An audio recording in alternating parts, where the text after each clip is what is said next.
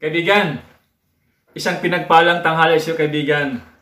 Kaibigan, alam ko kumakain ka ng langka, no? Ito, ayan.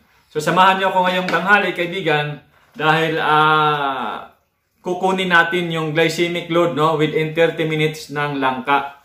Dahil napakasarap nito, kaibigan, no? Talagang ito ay hindi natin matanggihan pag may nakita tayong langka, no? So kukunin natin kung ilan ang increase, no, ng ating blood sugar 30 minutes after natin kumain ng 200 grams na langka. Ayan, kaibigan, kung bago ka lang sa aking channel, kaibigan, paki-subscribe na rin, paki-like, paki-share, at saka panoorin niyo po hanggang matapos para malaman niyo kung ilan ang magiging increase ng ating blood sugar. Okay? So tara, samahan niyo ako. Tayo ay maghihimay-himay muna. Ayan. Ayan, ito na. Kukuha lang tayo ng 200 grams.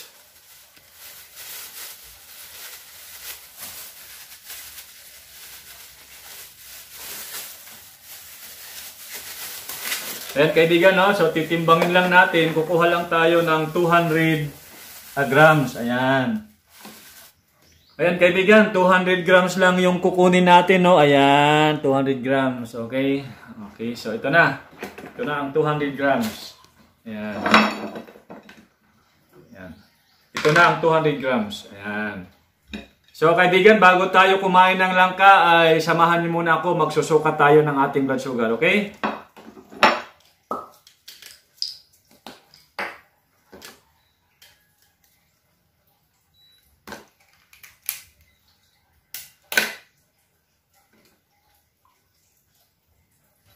Ayan, kaibigan, tingnan nyo, kaibigan, ang aking blood sugar.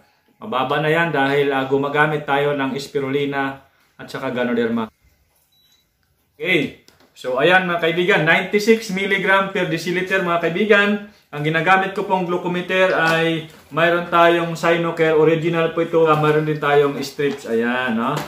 Okay, so sa mga nagtatanong kung bakit mababa ang aking blood sugar, kaibigan, dahil yan sa paggamit ng spirulina at saka ganoderma, no? So talagang ang diabetes ay malapot talagang dugo, so kailangan mo magpalabnaw ng dugo gamit ang ganoderma, no? Kaya nga nagkakaproblema ang kidney, ang ating puso, dahil pag malapot ang dugo talagang nahihirapan mag-pump ng ating puso ng dugo dahil sa malapot. So kailangan mo ng blood thinner o pampalabnaw ng dugo, no? At saka siyempre pag diabetes ka, kulang ka na sa nutrients, no?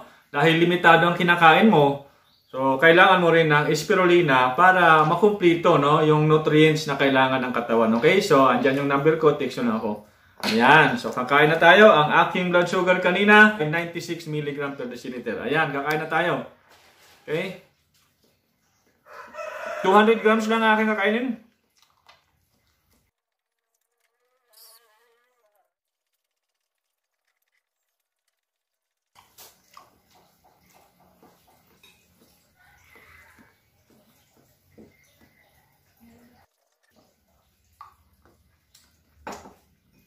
Yan, kaibigan, natapos tayo kumain ng 200 grams na langka sa ganap ng 11:25 ng umaga. So mamayang 11:55 ay susukatin ko ang aking blood sugar, no, para makita natin kung ilan ang magiging increase ng aking blood sugar noong pagkain natin ng langka, no. Mga kaibigan, habang hinihintay natin yung 30 minutes, pa-shoutout muna sa Mostaho family. Nestor and Mrs. Asilin Mostaho, no, sa pagbibigay ng langka, no. Yun ang ginamit nating specimen ngayon. Ayan, maraming salamat. Happy viewing sa inyo.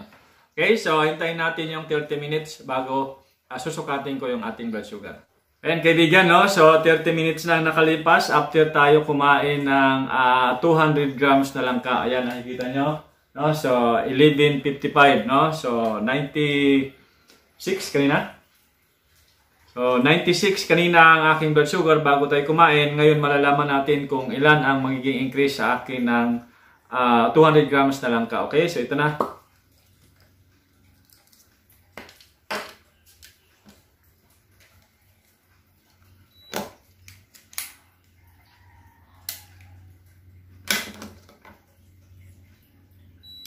Yan. Yan, kita. From 96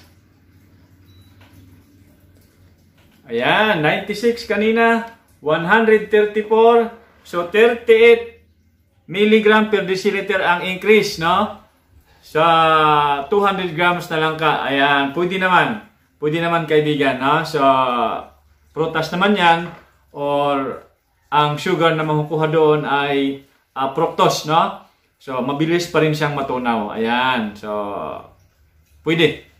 Pwede yan. Hindi ganun kataas ang kanyang spike ng ating blood sugar. Okay, so maraming salamat sa inyong panonood.